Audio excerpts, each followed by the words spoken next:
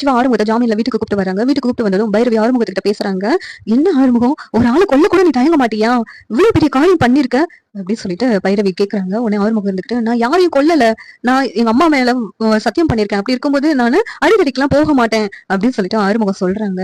உடனே பைரவி இருந்துகிட்டு, நீ பண்ணாமலா உன் உடம்பெல்லாம் நேத்து காயம் இருந்துச்சு, நீ போய் சொல்ற, இனிமேலும் உன் கூட இங்க இருக்க மாட்டேன் நானு ஒரு நிமிஷம் கூட, நீ கொலை செய்ய கூட தயங்க மாட்டேன்னு எனக்கு இப்ப தெரிஞ்சிச்சு, நான் இப்பவே எங்க வீட்டுக்கு கிளம்புறேன் அப்படின்னு சொல்லிட்டு பெட்டி படுக்கை எல்லாம் எடுத்து பைரவி கிளம்புறாங்க. உடனே ஆறுமுகம் இருந்துட்டு, எனக்காக இல்லைனாலும் எங்க அம்மா தங்கச்சிக்காகனாச்சும் நீ இங்க இருக்கணும் பைரவி, நீ இங்க இருந்து கிளம்புனா அவங்க ரொம்ப வருத்தப்படுவாங்க பைரவி. ஒரு இருந்துகிட்டு, பைரவி எதுக்காகமா வீட்டை விட்டு போற, இருமா அப்படிங்கிறாங்க.